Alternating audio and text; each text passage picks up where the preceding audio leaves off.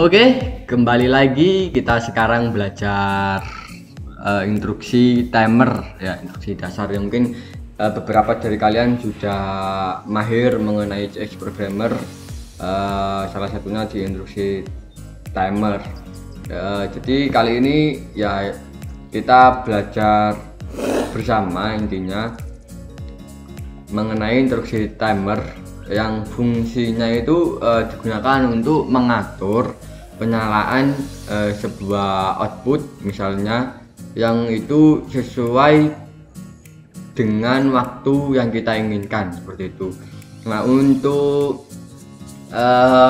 contohnya penerapannya ya mungkin kita bisa lihat lampu lalu lintas yang bisa kita kontrol menggunakan PLC gitu, tapi ya kalian jangan berpikir lampu lalu lintas itu menggunakan PLC kontrolnya, karena nggak harus PLC kan kontrolnya. Nah, kita bayangkan, maksudnya lampu lalu lintas itu kan ada, misal di perempatan ada 4, nah disitu kan masing-masing ada warna merah, kuning, hijau yang nyalanya mempunyai waktu sendiri-sendiri seperti itu. Nah, itu salah satunya penggunaan timer seperti itu. Misal lampu warna merah 60 detik, lampu warna kuning 2 detik, kemudian lampu yang warna hijau 15 detik, misal seperti itu.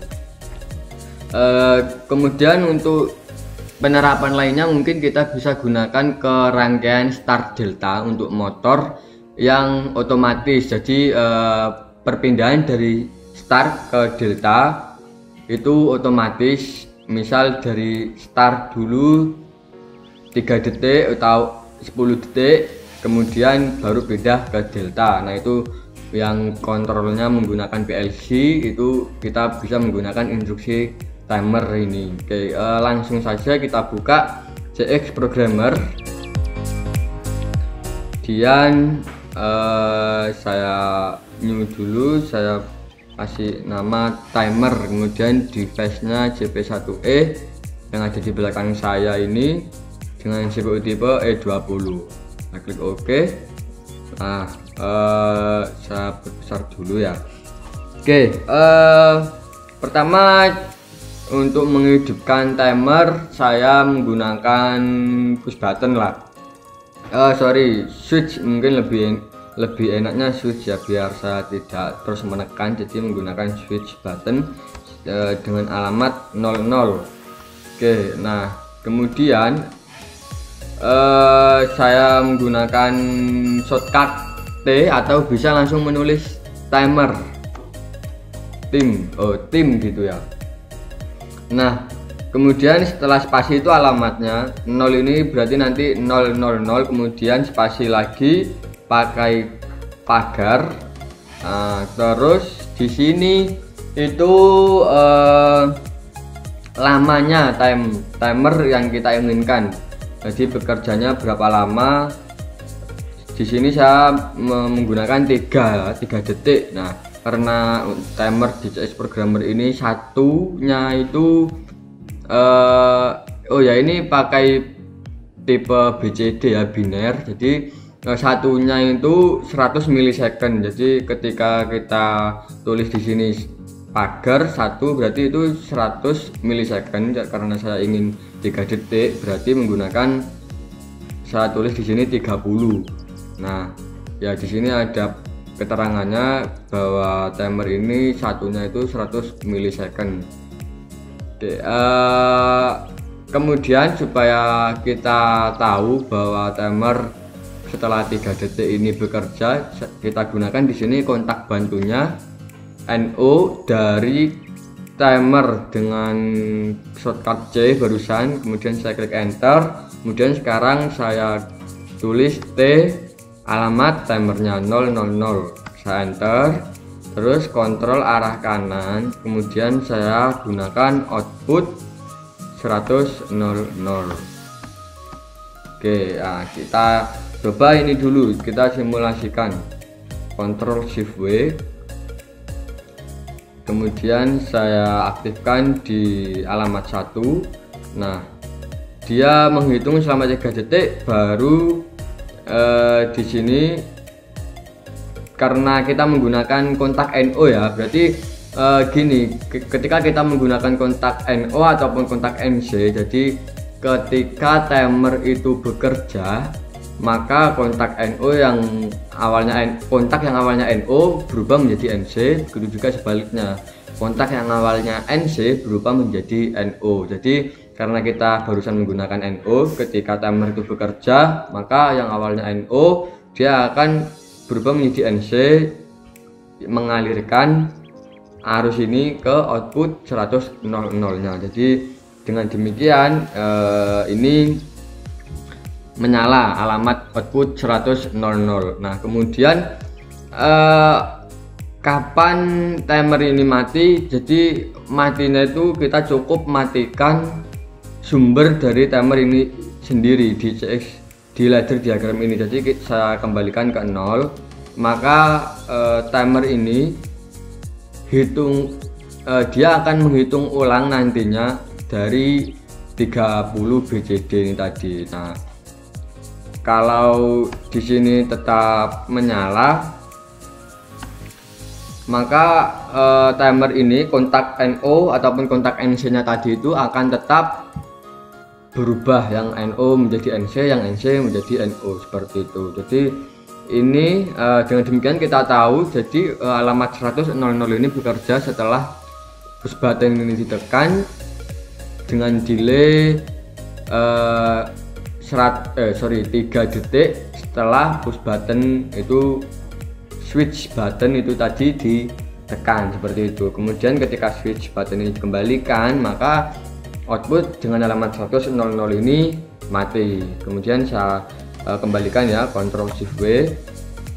Nah, sekarang kita coba menggunakan push button di sini. Jadi saya pencet 1, kemudian saya set value-nya 1, kemudian saya kembalikan ke 0, kan otomatis mati nih kembali lagi ke posisi semula kontak ini. Maka di sini kita harus pakai pengunci kalau memang 100.00 ini ingin dinyalakan secara terus menerus. Kita coba sekarang menggunakan kontak NC nya dari timer ya.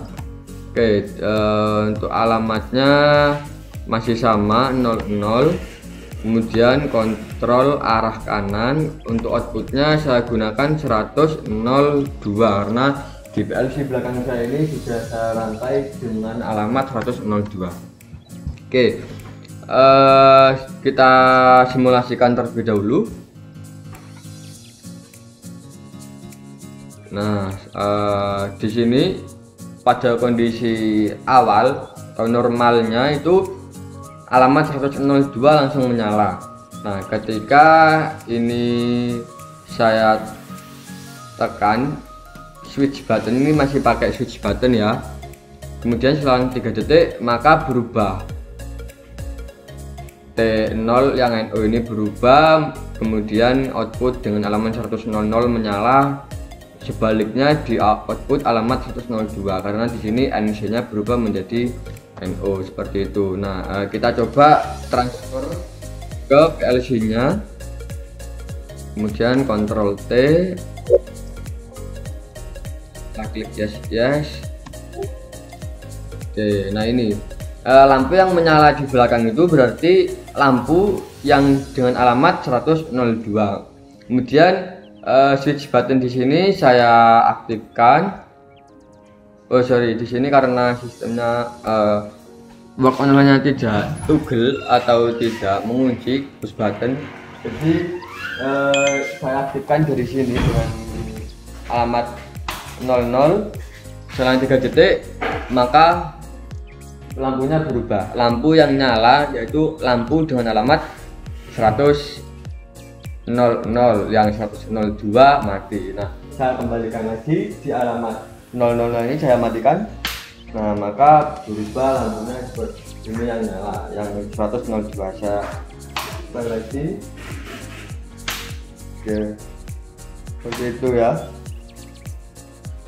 Ya, ini 3 detik maka berubah. Saya matikan, pindah seperti itu. Oke, ini untuk timer penggunaannya seperti ini. Saya kembalikan ke Ctrl W.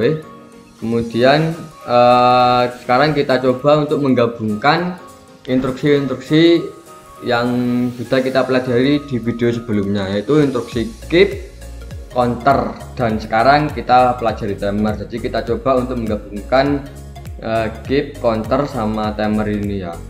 Pertama kita gunakan yang counter dulu, kemudian terus kita keep, kemudian kita timer ya untuk ngeresetnya. Jadi kita buat sistem sederhana seperti itu.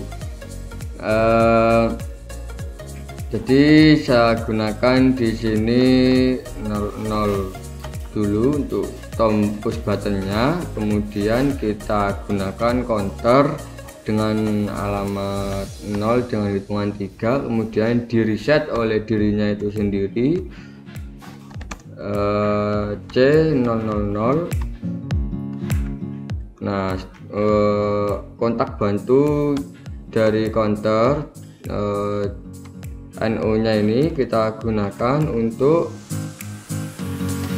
menghidupkan output 100.00. Saya gunakan keep, kemudian 100.00. Nah untuk mereset output 100.00 ini kita gunakan timer. Jadi di sini 5 detik ya, saya gunakan 5 detik. Oh sorry, pakai kontak bantunya dari timer T000. Kalau di CS programmer yang dulu itu alamat counter sama timer itu harus dibedakan. Nah kalau sekarang saya coba itu bisa. Jadi counter dimulai dari 000, timer juga dimulai dari 00. Kalau dulu itu misalnya counternya 000, timernya harus 001, 002 dan seterusnya. Jadi ketika alamat 100.00 ini menyala, kita gunakan kontak NO nya dengan alamat 100.00. Kemudian kita hidupkan timer dengan shortcut tim, langsung kita ketik 00 dengan lama 5 detik. Jadi ketika ini kita tekan push button 0 ini selama 3 kali, maka counter ini akan menghidupkan 100.00 ini. Akan di keep, kan counternya ini kan langsung reset ketika 3 kali, dia langsung di reset oleh dirinya sendiri. Nah hidup yang sebentar ini akan di keep oleh alamat 100.00.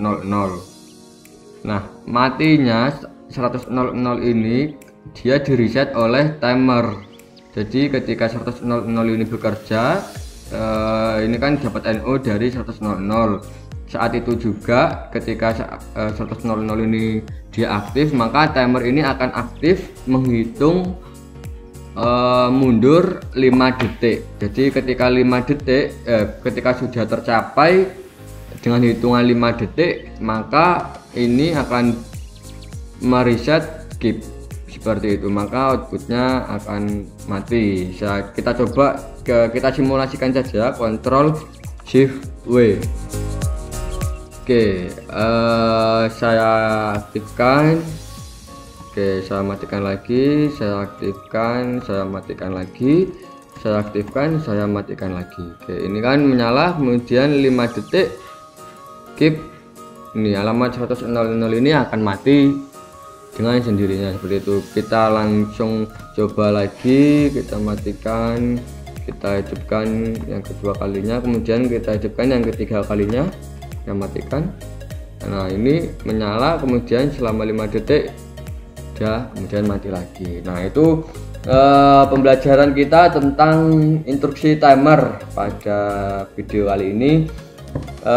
Kalian bisa mempelajari timer lebih dalam lagi dengan mencoba DCS Programmer. Kurang lebihnya dalam video ini kalian bisa tulis di kolom komentar apa mungkin ada kesalahan, saya mohon maaf. Saya akhiri di sini, sampai jumpa di video selanjutnya. Assalamualaikum warahmatullahi wabarakatuh.